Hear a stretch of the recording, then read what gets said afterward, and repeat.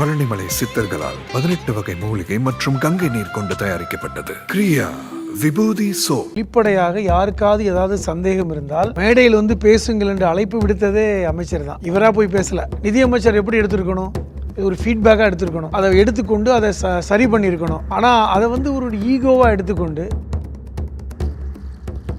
பல்வேறு ஃப்ரான்ச்சைஸியில் உணவகங்களை கொடுத்துக்கிட்டு நடத்திக்கிட்டு இருக்கார். கொங்கு மண்டலம் முழுவதும் அவருக்கு கிளைகள் இருக்கிறது. வளர்ந்து வரக்கூடிய ஒரு தொழிலதிபர் அவர் எப்படி அரசாங்கத்தை பகிச்சுக்குவார்? அன்னபூர்ணா சீனிவாசன் மன்னிப்பு கேட்டார் அப்படின்னு போடுறதுல உங்களுக்கு என்ன அதில் ஆனந்தம் இருக்கிறது? கட்சிக்காரங்க செஞ்சிருப்பாங்க. அதோட அந்த பிரச்சனையை முடிக்காமல் இவரை வந்து கூட்டிட்டு போய் மன்னிப்பு கேட்டு அதை வீடியோ எடுத்து அது சரியாயிடுச்சா? உங்களுக்கு உங்க ஈகோ சரியாயிடுச்சா? மோடியுடைய பிம்பத்தை போய் அமெரிக்காவில் உடைக்கிறதே உங்களுக்கு பிடிக்கல. அந்நிய மண்ணில் இந்தியாவை பற்றி பேசுனது தேச விரோத செயல்கிறாரு. இந்தியாவில் 240 இடங்களுக்குள் பாஜக சுருங்கி விட்டது, மோடியை பற்றி அச்சம் போய்விட்டது என்பது அவதூறா? பாஜகவை பற்றி பேசினா இந்தியாவை கேவலப்படுத்துதான் அர்த்தமா? மோடி மீது தனிப்பட்ட வெறுப்பு இல்லைன்னாரு. அவர் பாராளுமன்றத்திலே மோடியை கட்டித்தழுவி நான் அன்பை வெளிப்படுத்தினேன்னு சொன்னவருங்க. அதெல்லாம் ஒன்று அவர் வெறுப்பை வெளிப்படுத்துகிற ஆள் கிடையாது. காங்கிரஸ் ஆட்சியை விட பாஜக ஆட்சியில் சீக்கிரங்களுக்கு பாதுகாப்பு இருக்குங்கிறாங்க. ராகுல் காந்தியா மன்னிப்பு கேட்டிருக்காரு, குருத்துவாரில் போய் மன்னிப்பு கேட்டிருக்காருங்க. இந்த கடந்த காலங்களில் இது வந்து ஒரு பெரிய கருப்பு விஷயம். இதை வந்து ஏற்றுக்கொள்ள முடியாது. அவருடைய தந்தையை கொலையில் சம்பந்தப்பட்டவர்களை பார்த்து கூட நான் மன்னித்து விட்டேன், எனக்கு கோவம் இல்லைன்னு சொன்னவர்.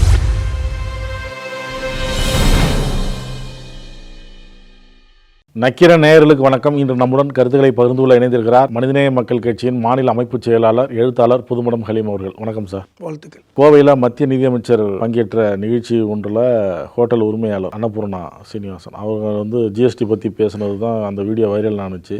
ஜிஎஸ்டி எல்லாம் கொஞ்சம் ஒரே மாதிரி வைங்க அப்படின்லாம் அவர் சொன்னார். பன்னுக்கு வரி இல்லை, அதுக்கு உள்ளே இருக்கிற ஜாமுக்கு இந்த மாதிரிலாம் இருக்குது, கிரீமுக்கு சொன்னது விஷயங்கள் எல்லாம் வைரல் ஆச்சு. இப்போ அதுக்கு அடுத்தது ஒரு வீடியோ அவர் வந்து பேசுனதுக்கு வருத்தம் தெரிவித்தார் அப்படின்னு அதுவும் இப்போ பரவிட்டு இருக்கு. நிதியமைச்சர் நிர்மலா சீதாராமன் அவர்கள் இந்த ஜிஎஸ்டி விஷயமாக ஒரு செமினார் மாதிரி நடத்தினாங்க. அதில் அவர்கள் வந்து வெளிப்படையாக யாருக்காவது ஏதாவது சந்தேகம் இருந்தால் மேடையில் வந்து பேசுங்கள் என்று அழைப்பு விடுத்ததே அமைச்சர் தான். இவராக போய் பேசலை. கோவையில் நடந்து கொண்டிருந்த அந்த மீட்டிங்கில் நிதியமைச்சர் ஜிஎஸ்டியை பற்றியும் இந்த வரி விதிப்பு பற்றியும் இதில் இருக்கின்ற பிரச்சனைகளை பற்றியும் யாருக்காவது சந்தேகமோ சிக்கலோ இருந்தால் நேரடியாக என்னிடம் வந்து கேள்வி கேட்கலான்னு சொன்னாங்க. அதன் அடிப்படையில் தான் அன்னபூர்ணா உணவகத்துடைய ஓனர் சீனிவாசன், அன்னபூர்ணா உணவகமும் ரொம்ப பாப்புலரான உணவகம்தான், கோவையில் சிறப்பாக நடத்தி கொண்டிருக்கின்ற ஒரு தொழிலதிபர். அவர் வந்து என்ன சொன்னார், ஜிஎஸ்டியில் வந்து நீங்கள் வந்து ஒரு சிங்கிள் விண்டோவாக பண்ணுங்கள், ஒரே வரியாக வச்சுக்கோங்க. நீங்கள் சொன்ன மாதிரி தான் அந்த ஒரு சாண்ட்விச்சில் கூட ஒரு பன்னுக்கு ஒரு வரினா வைக்கின்ற ஜாமுக்கு இன்னொரு வரி கொடுக்குறீங்க, அதே மாதிரி பேக்கரிக்கு வேறு ஒரு வரி போடுறீங்க. இப்போ இது எங்களுக்கு குழப்பமாக இருக்குது. அப்போ நீங்கள் ஒரே வரியாக விதிச்சிங்கன்னா இது ஈஸியாக இருக்கும் அப்படிங்கிறத விளக்கமாக சொன்னார். இது வந்து நிதியமைச்சர் எப்படி எடுத்துருக்கணும், இது ஒரு ஃபீட்பேக்காக எடுத்துருக்கணும். அதை எடுத்துக்கொண்டு அதை சரி பண்ணியிருக்கணும். ஆனால் அதை வந்து ஒரு ஈகோவாக எடுத்துக்கொண்டு அதை வந்து அவமானப்படுத்தி விட்டது மாதிரி அப்பொழுதே வந்து மேடையில் நிர்மலா சீதாராமன் அவர்கள் சரி நீங்கள் போங்கன்னு சொல்லிட்டாங்க. ரொம்பலாம் பேசலை, சொல்கிறத சொல்லிட்டு போங்க அப்படின்னு அப்போவே அவமானப்படுத்தி தான் கீழே அனுப்புனாங்க. அதுவே வந்து சீனிவாசன் வந்து வெளியே வந்து பேசும்போது கூட சொன்னார், அவங்க கேட்டதுனால சொன்னேன், நான் அவங்கள அவமானப்படுத்துறதுக்காக எதுவும் பேசலைன்னு. இப்போ இது வந்து ரொம்ப நாளாக வந்து வைரலாகி கொண்டிருந்தது. இது வந்து ஒரு பாஜகவிற்கு தமிழ்நாட்டில் இப்படி ஒரு அதிபர், ஒரு வியாபாரம் செய்யக்கூடியவர் இப்படி பேசிவிட்டாருன்னு ஒரு கொங்கு மண்டலத்தில் இது ஒரு பெரிய டாக். ஏன்னா கொங்கு மண்டலத்தில் பெருசாக வளர்ந்துட்டோம், கொங்கு மண்டலத்தில் நாங்கள் பாஜக வளர்ந்து விட்டதெல்லாம் பேசிகிட்டு இருக்க காலகட்டத்தில் ஒரு கொங்கு மண்டலத்தை சார்ந்த ஒரு தொழிலதிபர், ஒரு உணவகம் நடத்தி கொண்டிருப்பவர் இப்படி பேசுனது அவங்களுக்கு வந்து ஒரு இன்சல்ட்டாக ஃபீல் பண்ணியிருக்கலாம். அதுதான் இப்போ வானதி சீனிவாசன் அவர்கள் வந்து இந்த சீனிவாசனை கூட்டிகிட்டு போய் நிர்மலா சீதாராமன் அவர்களை சந்தித்து இதற்காக அப்பாலஜி, நான் உங்களை அவமானப்படுத்துகிற மாதிரி பேசலை ஜஸ்ட் அப்படிங்கிற மாதிரியான போய் சொன்னதாகவும் அந்த வருத்தத்தை ஏற்றுக்கொண்டதாகவும் இன்றைக்கி வீடியோ வருது. இல்லை அவங்க வானதி சீனிவாசன் என்ன சொல்கிறாங்க, அவர் தான் தொடர்பு கொண்டு நான் அவங்கள சந்திக்கணும் அப்படி தானே சொல்லுவாங்க, தொடர்பு கொண்டு சந்திக்கணும் அவங்க சொன்னாங்களே ஒழிய மற்றபடி நான் அவரே கேளுங்க அப்படின்னு சொல்கிறாங்க. கேட்பாங்களே எப்படிங்க ஒரு தொழிலதிபர், ஒரு தொழில் செய்ய கொண்டிருப்பவர் அவர் எப்படிங்க அரசாங்கத்தை பகிச்சுக்குவார்? நான் கேட்குறேன். ஒரு உணவகங்களை நடத்தி கொண்டிருக்கிறாரு, பல்வேறு ஃப்ரான்ச்சைஸியில் உணவகங்களை கொடுத்துக்கிட்டு நடத்திக்கிட்டு இருக்கார். கொங்கு மண்டலம் முழுவதும் அவருக்கு கிளைகள் இருக்கிறது. வளர்ந்து வரக்கூடிய ஒரு தொழிலதிபர் அவர் எப்படி அரசாங்கத்தை பகிச்சுக்குவார் ஒரு சின்ன விஷயத்துக்காக? அப்போ நிர்மலா சீதாராமன் அவர்களுக்கு இது ஒரு பெரிய ஊண்டிங்காக இருக்கிறது. நிச்சயமாக அவர்களுக்கு ஒரு இன்சல்ட் ஆகிருக்கிறது.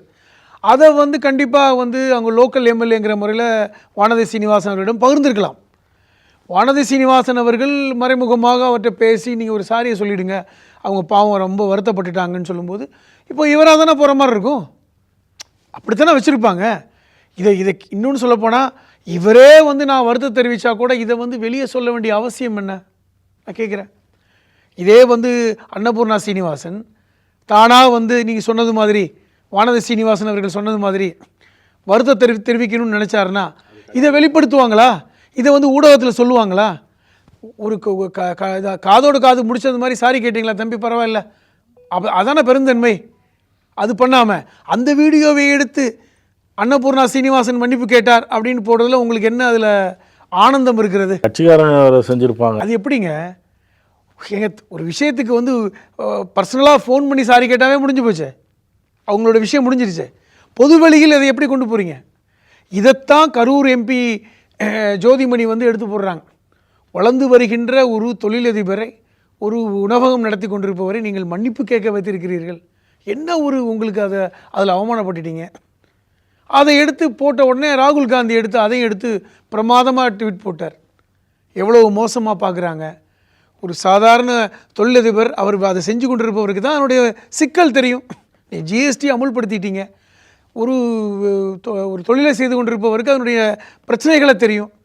அவர் அதை சொல்கிறார் உங்கள்கிட்ட. அதை நீங்கள் காது கொடுத்து கேட்டு அதை சரி செய்தால் நீங்கள் ஒரு சிறந்த அமைச்சர். நீங்கள் அவரை வந்து அவமானப்படுத்தி நீங்கள் மன்னிப்பு கேட்க வைப்பதால் உங்களுடைய சிறப்பா அப்படின்னு கேட்குறாரு. நியாயம் தானே?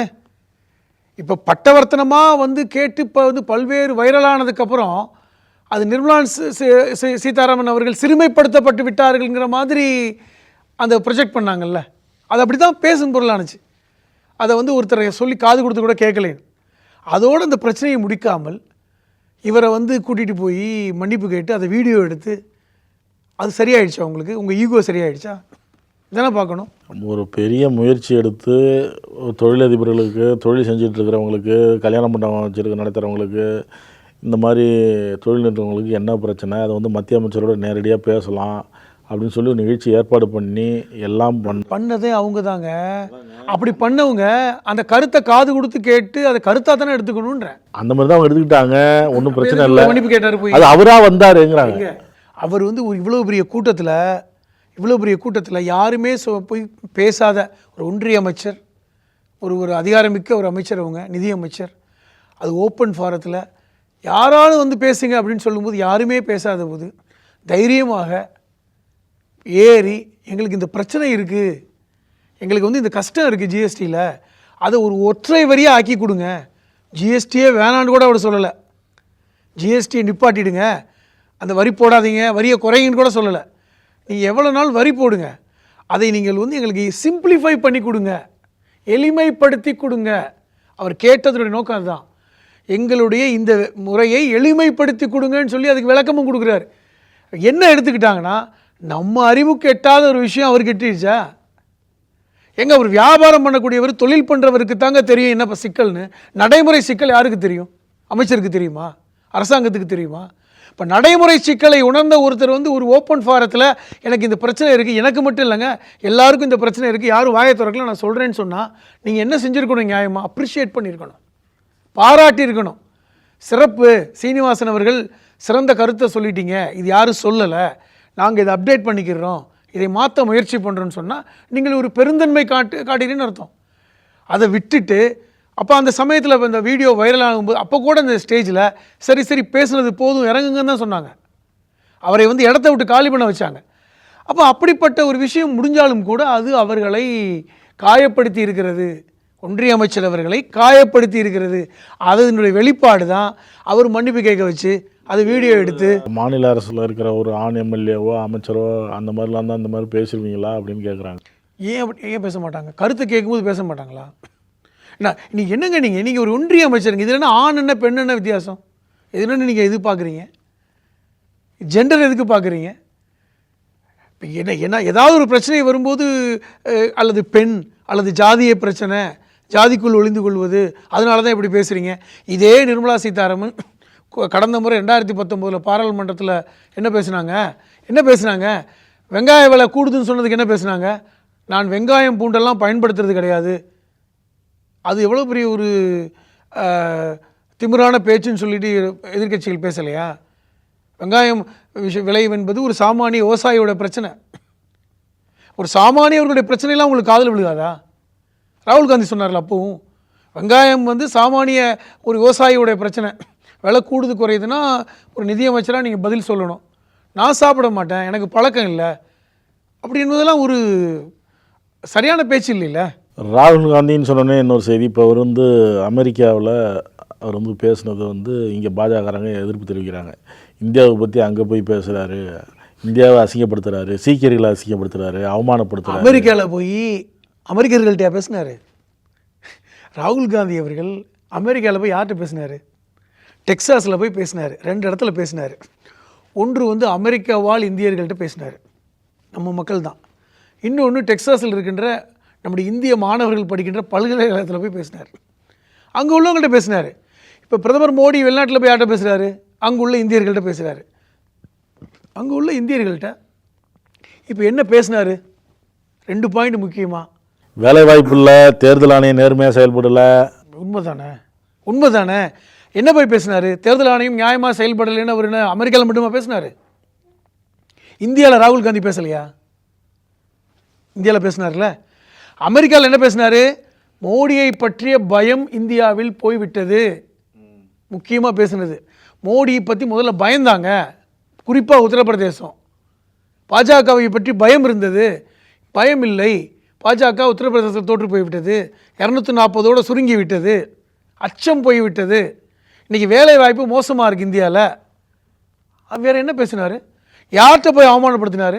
சீக்கியர்களை பற்றி ஏன் பேசுனதா சொல்கிறாங்க? புரிந்து கொள்ளுங்கள், அக்டோபர் 5 ஹரியானா தேர்தல் நடக்க போகிறது. அப்போ அவர்கள் சீக்கியர் அவமரியாதை செஞ்சிட்டாருங்கிற விஷயத்தை கொண்டு வராங்க.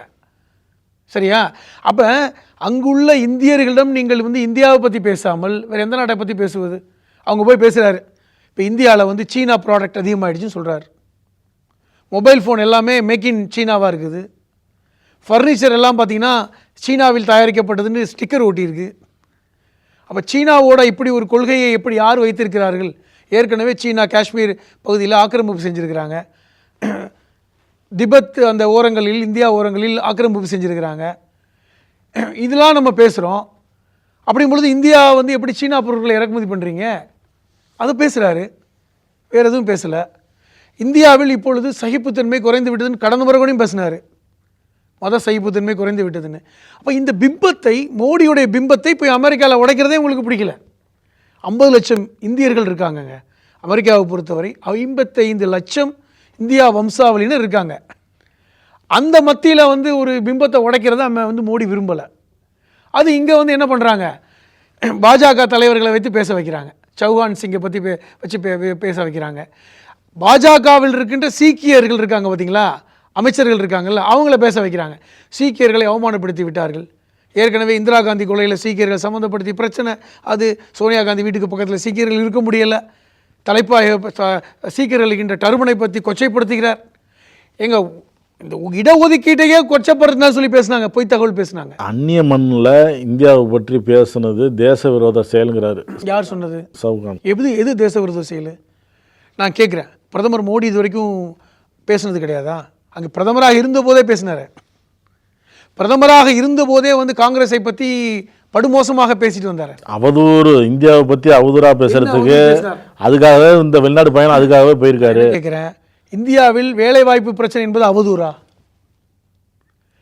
இந்தியாவில் 240 இடங்களுக்குள் பாஜக சுருங்கி விட்டது, மோடியை பற்றி அச்சம் போய்விட்டது என்பது அவதூறா?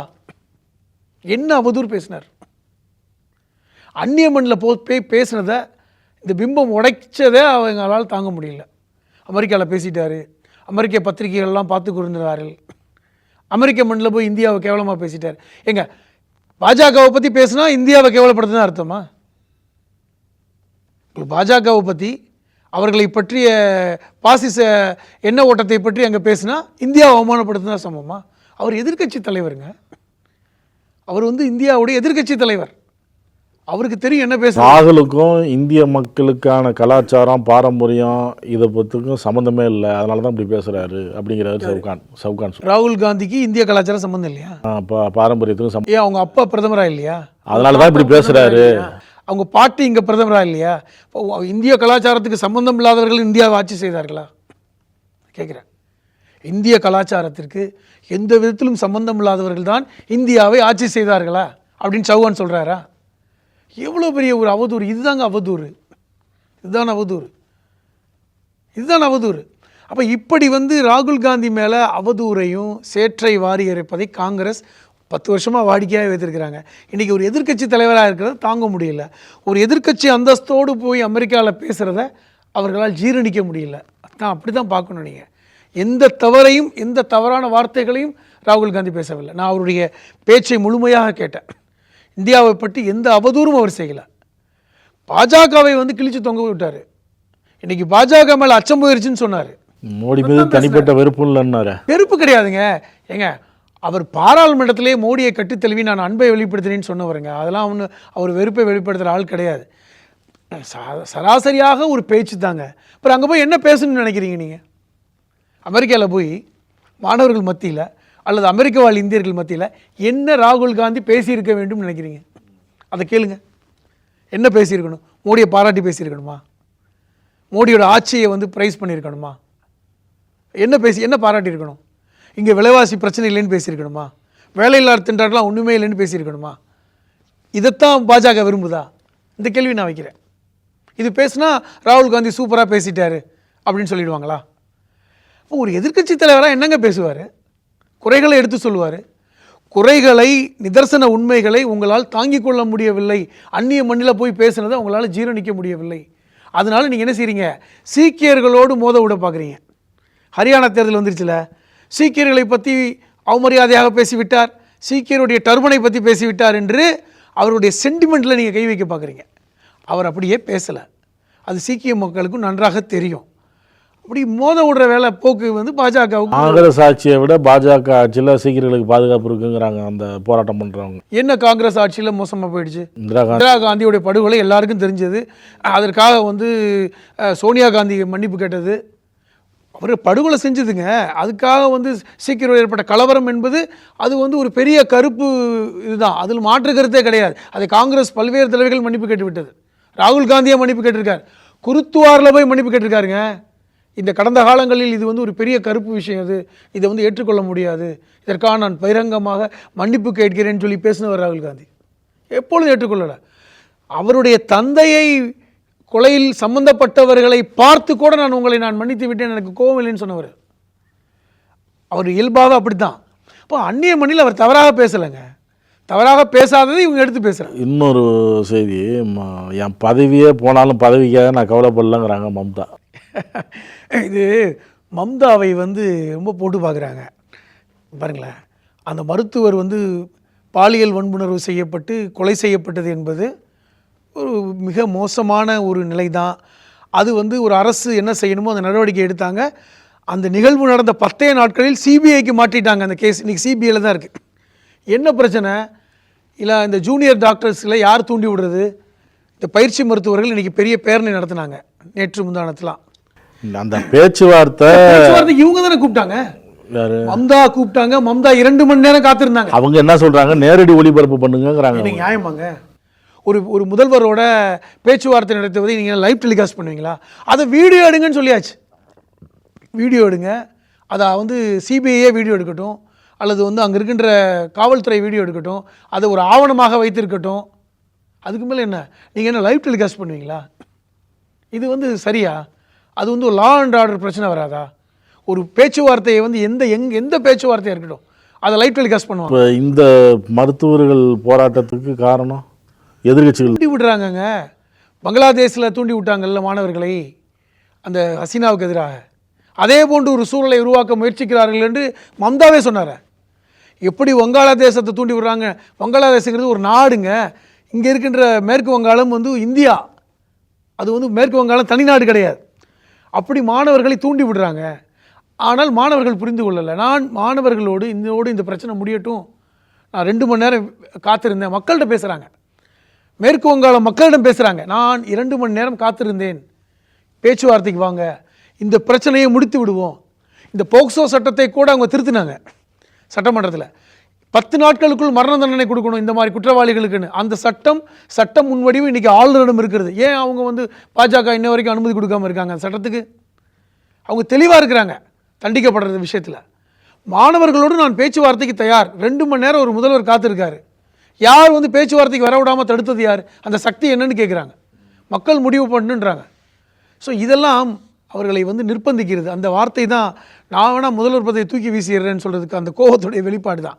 அவர்கள் எப்பொழுதுமே மம்தாவை பொறுத்தவரை கொஞ்சம் உணர்வுபூர்வமானவர்கள். 6 மாதம் கழித்து இப்போ ஜாமீன் கொடுக்கப்பட்டிருக்கு கெஜ்ரிவாலுக்கு. அமலாக்கத்துறையால் கைது செய்யப்பட்டு அப்புறம் சிபிஐ. அமலாக்கத்துறை வந்து அமலாக்கத்துறையுடைய வழக்குகளில் 2 விழுக்காடு கூட இன்னைக்கு வரல. இந்தியாவுடைய இதை எடுத்து பாருங்கள். அமலாக்கத்துறை குற்றப்பத்திரிகை செய்த 5000க்கும் மேற்பட்ட கேஸில் 2 விழுக்காடு கூட தண்டனை வழங்கப்படவில்லை. இதெல்லாம் பழிவாங்கல்ங்கிறது எல்லாரும் பேசிட்டாங்க. இன்றைக்கி பல்வேறு தலைவர்கள் விடுதலை ஆகி வர்றாங்க. இவங்க கெஜ்ரிவால் விஷயம் அப்படி தான். ஏற்கனவே அவருடைய அமைச்சர் வெளியே வந்தார், மனிஷ். ஆமாம், சிசோடியா வெளியே வந்தார். இவருமே வெளியே வருவார்னு எதிர்பார்த்தாங்க. அப்போ எதுக்குமே வந்து சும்மா வந்து வேண்டுமென்றே பழிவாங்கல் என்ன செஞ்சுருக்காங்க, போய் உள்ள விசாரணைங்கிற பேரில் கைது பண்ணி உள்ளே வச்சிடுறாங்க. ஒரு வருடமாவது சிறையில் வைக்கணுங்கிற அந்த இதுதான். அப்போ இந்த அமலாக்கத்துறை எந்த குற்றத்தையும் நிரூபிக்கலை அப்படிங்கிறதுக்கு நமக்கு ஏற்கனவே ஒரு ட்ராக் ரெக்கார்டு இருக்குது. அப்போ எந்த எதிர்க்கட்சி தலைவர்கள் தண்டிக்கப்பட்டிருக்காங்க அமலாக்கத்துறையால்? இந்த 10 வருஷத்தை எடுத்துக்கிங்களேன். இந்த 10 வருடங்களில் தண்டிக்கப்பட்ட அரசியல்வாதிகள் யார் அமலாக்கத்துறையால்? கிடையாது. ஆனால் வருடக்கணக்காக சிறையில் வைக்கணும், சிறையில் கைது பண்ணி வைக்கணுங்கிற அந்த நடவடிக்கைக்கு மட்டும்தான் அமலாக்கத்துறை பயன்படுகிறதுங்கிற குற்றச்சாட்டு உண்மையாயிடுச்சா? அதனால் கெஜ்ரிவால் விஷயமாக இருக்கட்டும், இல்லை சிசோடியா விஷயமாக இருக்கட்டும், இல்லை மற்ற இப்போ இங்கே இருக்கின்ற தமிழ்நாட்டில் கூட பார்த்திங்கன்னா இந்த செந்தில் பாலாஜி விஷயமாக இருக்கட்டும், இன்றைக்கி வரைக்கும் வழக்கு நீதிமன்றம் வரும்பொழுது அவர்களுக்கு பிணை கொடுக்கப்படக்கூடிய சூழல் தான் இருக்குது. அவ்வளோதான். ரொம்ப நன்றி சார். நன்றி. உங்கள் நக்கீரன் இதழில் கதாசிரியர், தயாரிப்பாளர், இயக்குனர் என பன்முகம் கொண்ட திரைக்கலைஞர் VC குகநாதன் எழுதி வரும் சினிமா கொட்டகை. பரபரப்புக்கு பஞ்சமில்லா தொடர். வாங்கி படியுங்கள் நக்கீரன். நக்கீரன் டிவிக்கு சப்ஸ்கிரைப் செய்யுங்கள். உங்கள் ஆதரவே எங்கள் பலம். ஆசிரியர்களுக்கு நண்பனாகவும் மாணவர்களுக்கு ஆசானாகவும் திகழும் தேர்வு வழிகாட்டி. ஒவ்வொரு பாடத்திற்கும் அனுபவமிக்க ஆசிரியர்களின் துல்லியமான தெளிவான விடைகள். CNC இருக்கு, தேர்வு பயம் எதற்கு? இது தீரன் பப்ளிஷிங் ஹவுஸ் விற்பனை வெளியீடு.